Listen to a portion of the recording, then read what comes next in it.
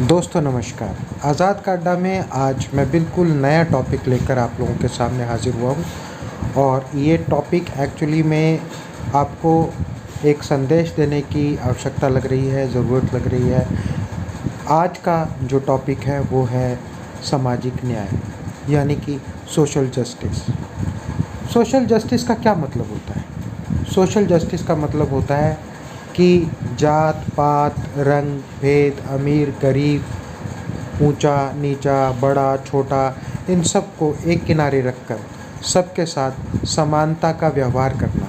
यदि किसी के साथ कोई दुराचार हुआ है, चाहे वो बड़ा हो, छोटा हो, काला हो, गोरा हो, चाहे अमीर हो, गरीब हो, तो उसके साथ जो न्याय किया जाए वो समानता के साथ किया जाए। यानी जो भी न्यायपूर्ण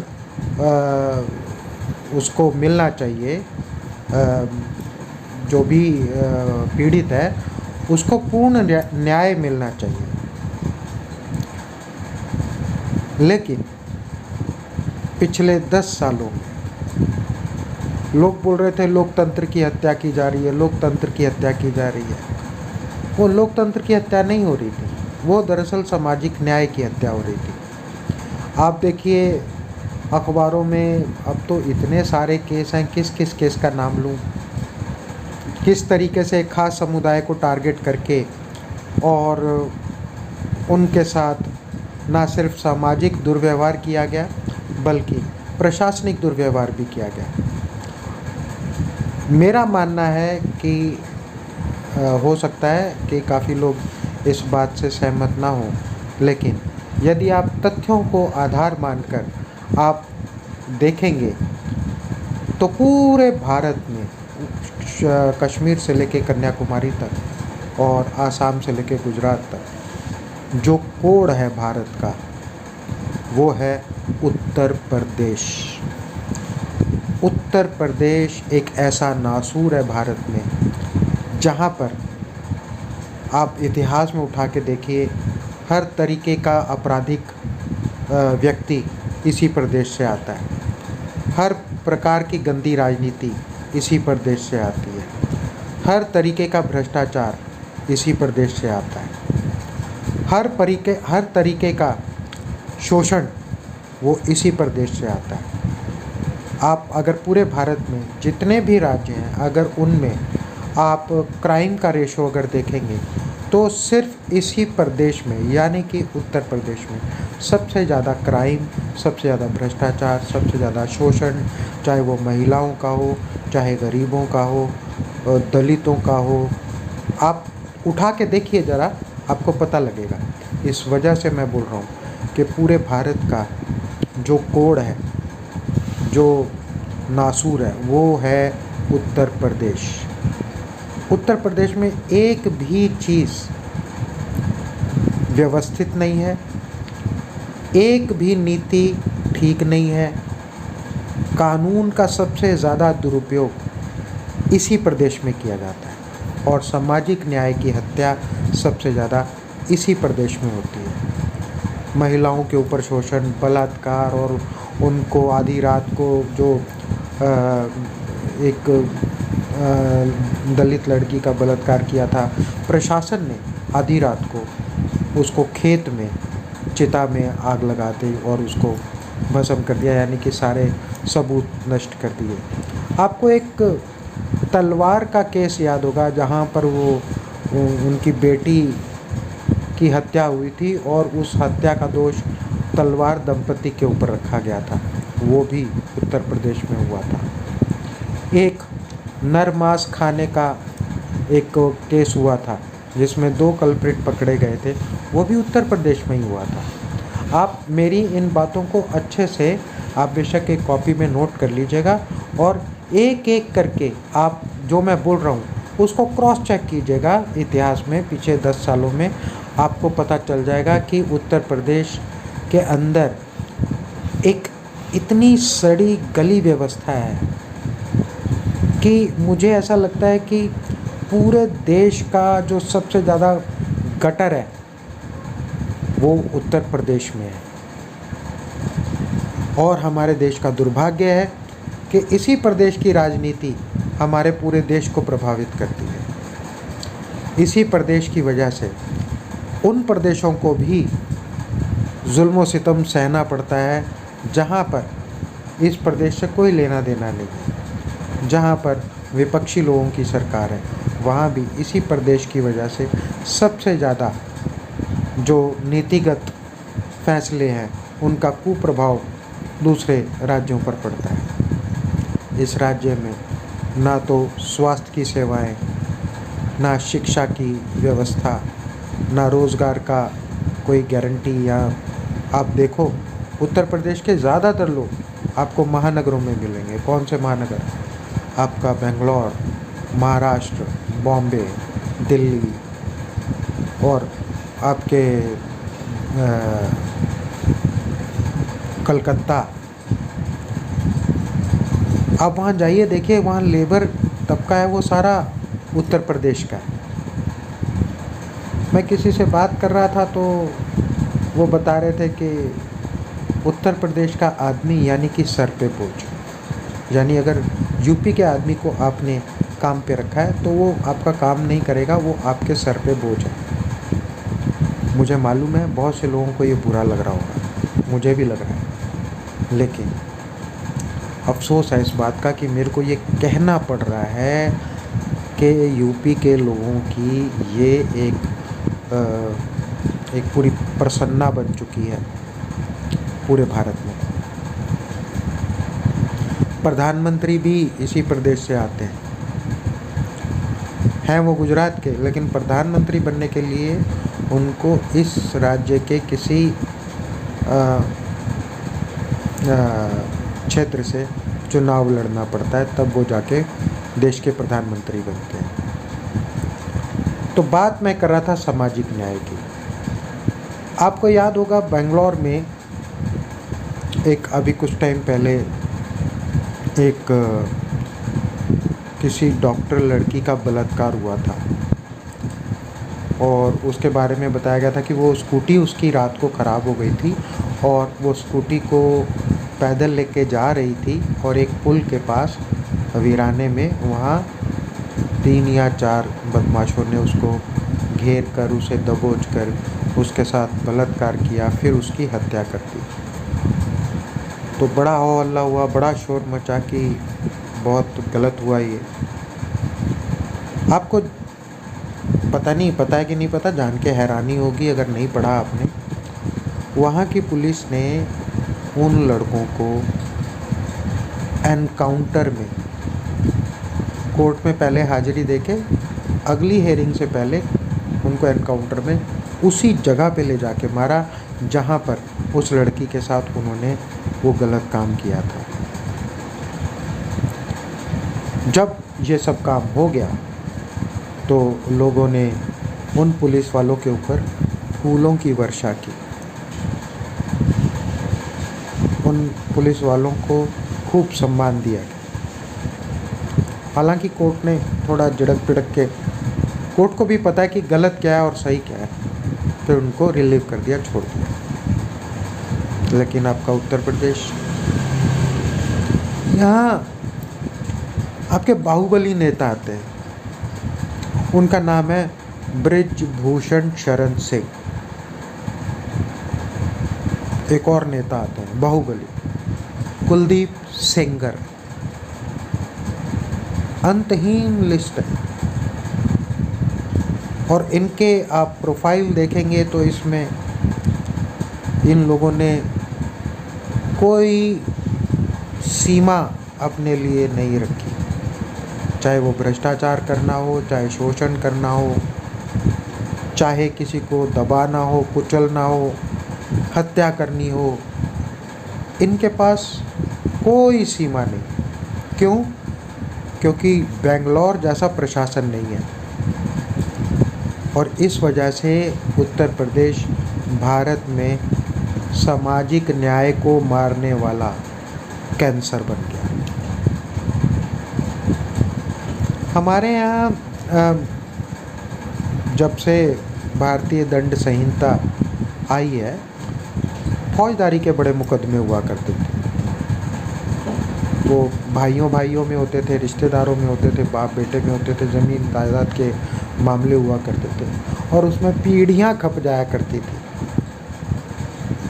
फिर कहीं जाकर वो आपस में कहीं या तो सुलह होती थी या फिर एक हारता था दूसरा जीता था, या सुप्रीम कोर्ट में जाके फाइनल वर्डिक्ट होता था।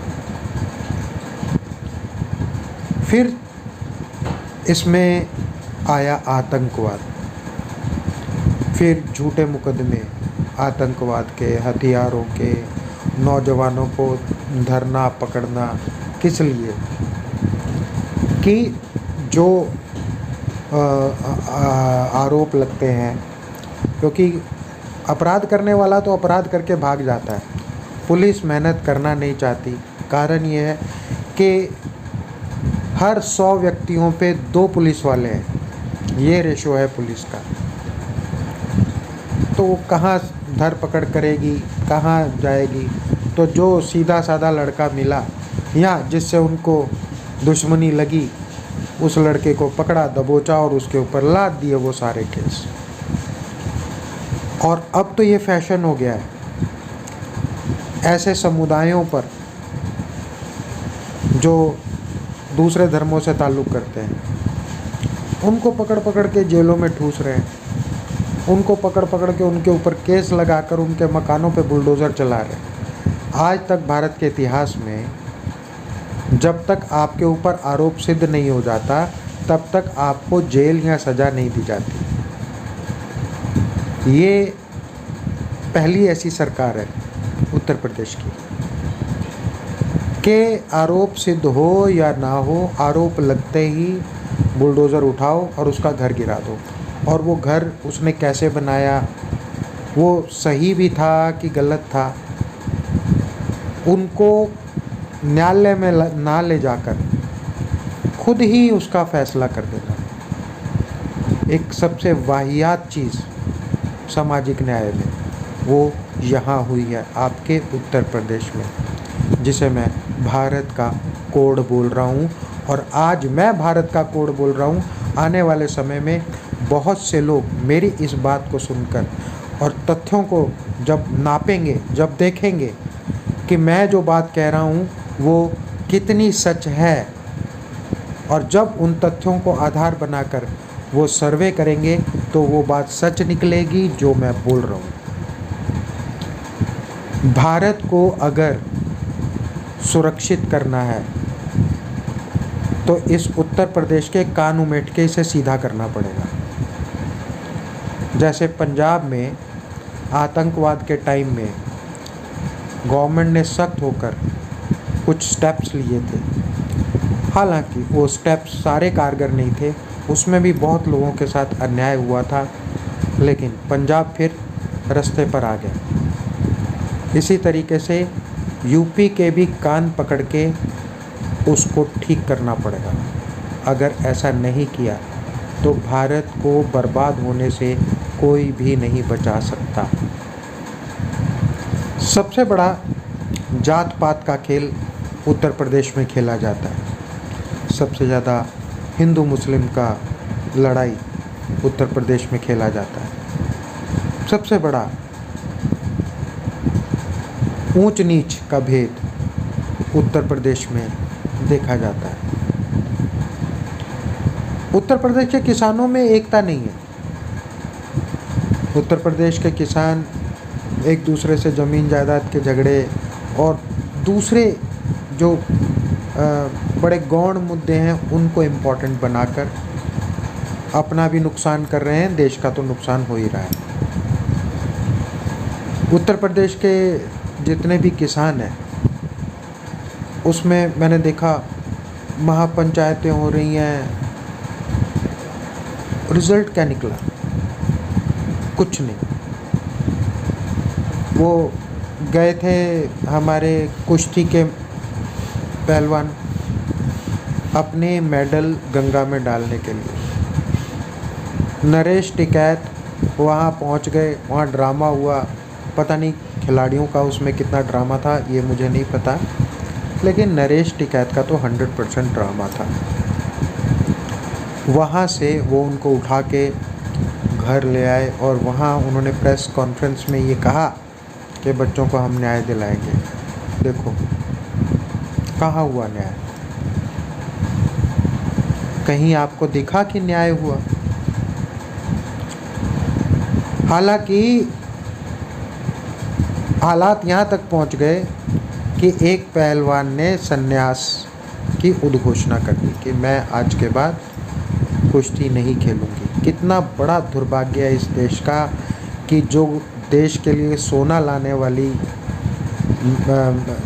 कुश्ती पहलवान थी, उसने कैमरों के सामने रोते हुए ये घोषणा की। ये शर्म से डूब के मर जाने वाली बात है प्रधानमंत्री नरेंद्र दामोदर दास मोदी के लिए, गृह मंत्री अमित शाह के लिए, रक्षा मंत्री राजनाथ सिंह के लिए और उन सब मंत्रियों के लिए जो जिनका सीधा या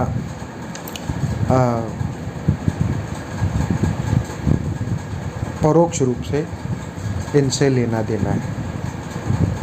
अच्छा, एक चीज़ और मुझे बहुत हैरान करती है कि आज हिंदुस्तान का आदमी, पहले तो अखबार हुआ करते तो अखबार में एडिटोरियल होते थे और वहाँ पर अखबार जो पढ़ने वाले हुआ करते थे वो अपने लेटर लिख के अपना रोष व्यक्त करते थे। कहीं अगर अखबार गलती करता था तो वो क्षमा प्रार्थी करके लिख के क्षमा मांगता था कि मेरे से ये खबर गलत छप गई या इसका ये कंटेंट गलत था।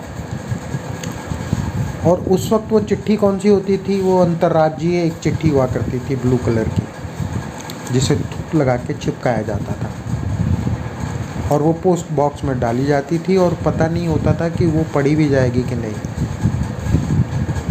लेकिन अब तो सोशल मीडिया का समय है, ट्विटर का समय है, इंस्टाग्राम का समय है, फेसबुक का समय है, इतने सारे मीडियम हैं, यूट्यूब का समय है।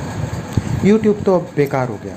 यूट्यूब में अपनी हालत दिखा दी कि इस मेरे बस का है नहीं कि मैं आपकी सरकार के सामने खड़ा हो सकूं, इसलिए आप लोगों के चैनल हम बंद करेंगे अगर सरकार कहेगी तो। लेकिन और मीडियम है, वहाँ पर लोग, मैं देखता हूँ कि मुद्दों की बात नहीं करते, वो उन चीज़ों की बात नहीं करते, वो भी वो धर्म संप्रदाय बड़ी बेकार चीज़ों पे टॉपिक पे वहाँ लिख देते हैं, लेकिन समीक्षा नहीं करते कि हमने ये खबर पढ़ी और हमें ये खबर पढ़ के ऐसा लगा। अच्छा लगा हो तो अच्छा लिखें, बुरा लगा हो तो बुरा लिखें, कोई सलाह हो तो सलाह लिखें कि ऐसा ना करके ऐसे भी किया जा सकता है।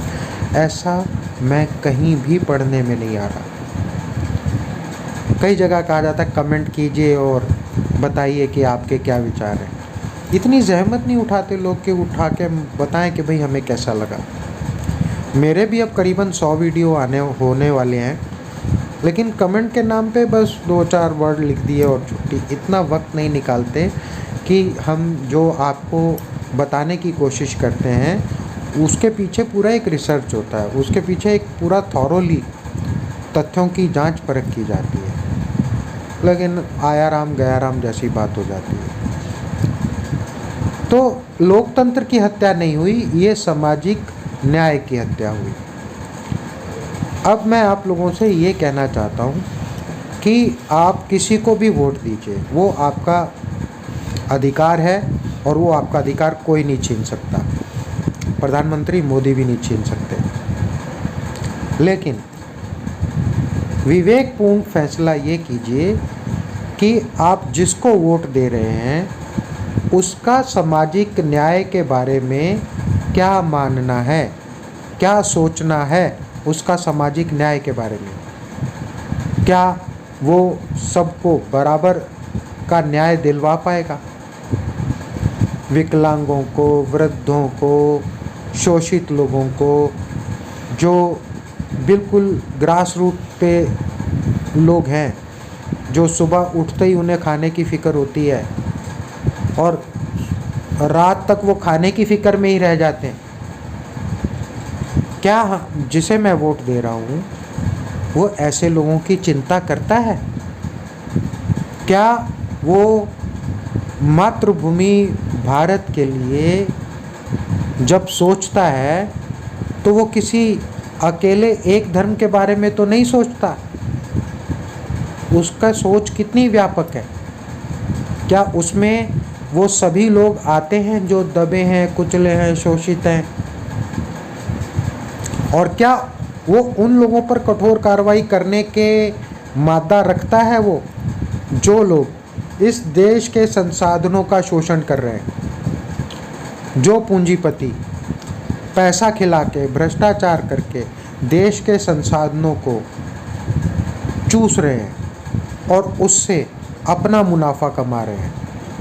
क्या जिसे मैं वोट दे रहा हूँ वो उसके खिलाफ जा सकता है? उसको जेल में पहुंचाने का मादा रखता है? तो ये जो चीज़ें हैं आपको सोचने की बहुत ज़रूरत है। मेरा अगर ये चैनल आपको पसंद आता है इसे सब्सक्राइब कीजिए, और अच्छा लगता है इसे लाइक कीजिए, और अगर और भी अच्छा लगता है तो इसको शेयर कीजिए। और एक और विनती करूँगा कि कमेंट में कुछ वक्त निकाल के, हो सकता है आपके भी बहुत मूल्यवान विचार हैं, आप मेरे को कमेंट में लिखकर बता दीजिए ताकि मैं समझ सकूं कि मैं ठीक भी जा रहा हूं कि नहीं, है ना। तो आज इसी के साथ ये टॉपिक का समापन करता हूं। आप बैठ के थोड़ा अलग से सोचिएगा कि जो मैंने सोशल जस्टिस और सामाजिक न्याय की बात कही है वो वाजिब है या गैर वाजिब है। नमस्कार।